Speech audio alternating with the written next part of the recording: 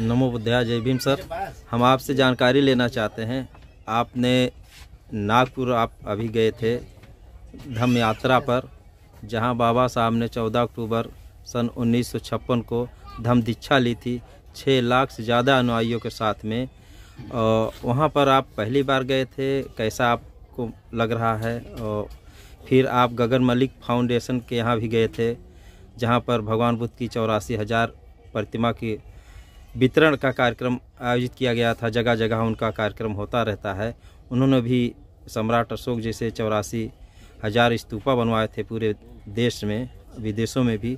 उसी तरह इनकी भी प्रतिज्ञा है कि मैं 84,000 प्रतिमा भगवान बुद्ध की वितरित करूंगा। तो आप दोनों जगह का हमें जानकारी दीजिए सर, और आपका हमारे चैनल में स्वागत है सर। यस सर, 24 चैनल को साधुवाद। अखिल भारतीय बाबा साहब डॉक्टर भीमराव अम्बेडकर समाज सुधार समिति हररैया के वरिष्ठ उपाध्यक्ष शिवाकांत बौद्ध जी के नेतृत्व में हमारी टीम धम्म दीक्षा प्लेस नागपुर के लिए जनपद बस्ती से रवाना हुई थी। और उस समिति के कोषाध्यक्ष श्री राम यज्ञ साहब, जो स्टेट बैंक ऑफ इंडिया के मैनेजर पद से रिटायर्ड हैं, मड़वा नगर बौद्ध विहार समिति के कोषाध्यक्ष श्री टी आर गौतम साहब, जो यूपी पुलिस से रिटायर्ड है। तो ये सारी समिति के सभी सदस्य इसके बौद्ध साहब के नेतृत्व में नागपुर के लिए रवाना हुए थे 30 सितंबर 2022। इस समिति का जाने का जो मुख्य उद्देश्य था, वो 2 उद्देश्य है।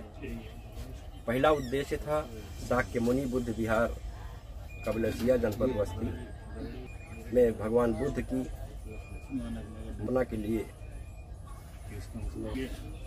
श्रद्धेय गगन मलिक फिल्म अभिनेता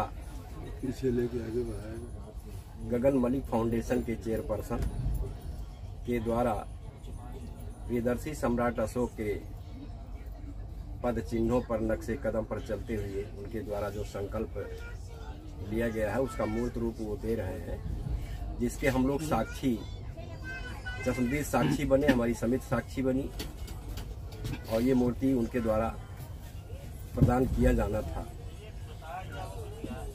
जिसकी स्थापना कबलसिया बुद्ध विहार पर बस्ती जनपद में होना था। उसकी प्राप्ति के लिए हम लोग पुर के सिहोरा ग्राम में, जहाँ पर एक बड़ा बौद्ध मोनेस्ट्री भी कायम हो रही है, वो भी गगन मलिक फाउंडेशन के उनका नेतृत्व है। ये बड़े ही गर्व और ऐतिहासिक काम उन्होंने किया है। और 84,000 प्रतिमाओं को, भगवान बुद्ध की 84,000 प्रतिमाओं को प्रियदर्शी सम्राट अशोक के नक्शे कदम पर चलते हुए उन्होंने पूरे भारतवर्ष में इसे वितरण करने का जो संकल्प लिया है, उसे मूर्त रूप दे रहे हैं, जिसके हम लोग साक्षी रहे सिहोरा ग्राम नागपुर में। सर, वहाँ पर मैंने देखा हूँ कि तमाम केंद्रीय मंत्री और राज्य के तमाम कैबिनेट मंत्री भी शामिल हुए थे, और कई विदेश के वहाँ पर फॉरेनर्स आए थे, जो विदेशी फॉरेनर्स थे। महिलाएं भी थी, पुरुष भी आए थे, दोनों महिला पुरुष दोनों लोग आए थे। काफ़ी कुछ ज्ञान भी दिए हैं, काफ़ी समय वो लोग वहाँ पर दिए। इसके बारे में आप क्या कहेंगे? गगन मलिक फाउंडेशन के चेयरपर्सन श्रद्धेय फिल्म अभिनेता गगन मलिक द्वारा उनके साथ थाईलैंड से करीब 60 डेलीगेट्स आए थे, 60 प्रतिनिधि आए थे, जो थाईलैंड से आए थे, जर्मन से आए थे, और वहाँ के अच्छे डिग्री होल्डर थे, डॉक्टर पेशे से लोग थे, बिजनेसमैन थे। तो ऐसे लोगों के द्वारा जो धम्म दीक्षा ग्राम सिहोरा नागपुर महाराष्ट्र से जो दिया गया, मैं उसकी व्याख्या बहुत बृहद में नहीं, लेकिन शार्ट में इतना जरूर कहूँगा कि बौद्ध धर्म के का अगर हम कंपैरिजन करते हैं विदेशों और भारतवर्ष की तुलना में, तो हमारा भारतवर्ष अभी बहुत ही पीछे जा रहा है। अगर हम कंपैरेटिव दृष्टि से देखते हैं तो मेरा भारतवर्ष बहुत ही पीछे है, विदेशों से कोई तुलना ही नहीं है। विडंबना इस बात की है कि हमारे बौद्ध की स्थली जो है वो भारतवर्ष है, सद्धम्म की स्थली वो भारतवर्ष है।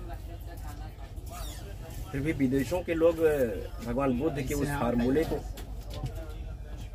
जो लाइट ऑफ एशिया कहे जाते हैं, 2500 वर्षों तक ये धर्म विलुप्त रहा।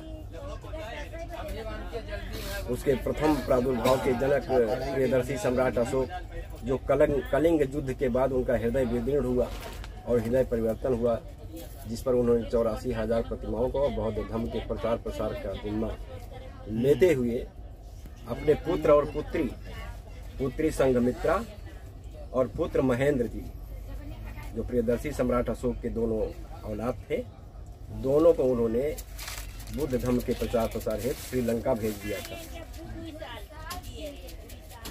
तो ये चीजें जो आई हैं, जो हम कंपैरेटिव दृष्टि से देखते हैं, जो हम देख के आए नागपुर के ग्राम सिहोरा चक में, जहाँ मोनेस्ट्री भी कायम होने जा रही है, और वो भारतवर्ष की पहली मोनेस्ट्री ही बौद्ध मोनेस्ट्री होगी, और उसका फाउंडेशन शुरू हो गया है और 1/4 उसका निर्माण भी हो चुका है, हम लोग देख करके आए भी। तो ये है। दूसरा जो दृष्टिकोण था इस मूर्ति के रिसीव करने के साथ ही, वो दूसरा उद्देश्य था बाबा साहब की धम्म दीक्षा स्थली नागपुर महाराष्ट्र। उसकी तुलना हम भारतवर्ष के अंदर अन्य प्रांतों से अगर करते हैं तो कंपैरिजन नागपुर के अन्य प्रांत पीछे है। ये मेरा कंपैरेटिव दृष्टिकोण है, लेकिन जो मिला वहाँ विकास की जो गति मिली, धर्म प्रचार की जो गति मिली, यहाँ तक कि सारे डिपार्टमेंट मिल करके बाबा साहब के विजय धम्म दिवस 5 अक्टूबर को मनाया गया वहाँ, उसके भी हम लोग चशमदीद गवाह बने, देखा गया। और सिहोरा चक में गगन मलिक फाउंडेशन के चेयरपर्सन गगन मलिक के साथ तमाम ऐसे मंत्रिमंडल के लोग, रामदास अठावले साहब, भीमराव अंबेडकर साहब, ऐसी महान शख्सियतें मंत्रिमंडल से बिलोंग करने वाले लोग आए थे। उन्होंने भी धम्म देशना के भाग बने, उनका भी जो संदेश गया है भारतवर्ष के लिए गया है, और इस महोत्सव में पूरे भारतवर्ष के लोगों ने प्रतिनिधित्व किया है, वहाँ भाग लिए हैं। और ये चीज़ जो मेला का स्वरूप है, ये मेला के स्वरूप में देखा गया। नागपुर के नागपुर महाराष्ट्र में गली गली में वो मेला दिखाई पड़ा, और धम्म दीक्षा स्थल पर इस महान शख्सियत को जो जनमानस के द्वारा अभिवादन किया जाता है, उसके भी हम लोग साक्षी बने। 14 अक्टूबर 1956 को जो धम्म दीक्षा बाबा साहब ने लिया था, और इस संकल्प के साथ लिया था कि मैं हिंदू धर्म में पैदा हुआ हूँ, ये मेरे बस की बात नहीं थी, लेकिन मैं हिंदू रह करके मृत्यु को प्राप्त नहीं होऊंगा, ये मेरे बस की बात है। और इस संकल्प के साथ उन्होंने 14 अक्टूबर 1956 को धम्म दीक्षा का ग्रहण किया था।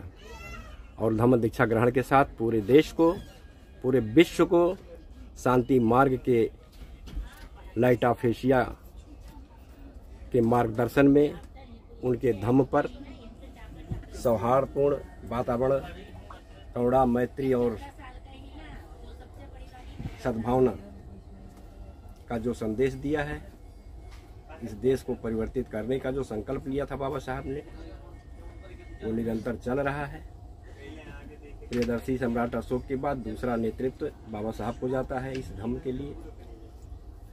जिसमें करुणा, मैत्री और सद्भावना की बात कही गई है। मानव मानव के समानता की बात कही गई है। तो ये बहुत ही सुखद यात्रा का अनुभूति हुई और बहुत कुछ आश्चर्यजनक चीज़ें देखने को मिली, जिसकी तुलना हम उत्तर प्रदेश और भारत के अन्य प्रांतों से करते हैं तो हम अपने आप को पीछे पाते हैं। चैनल पे आपने अपना समय दिया, इसके लिए बहुत बहुत धन्यवाद सर आपको।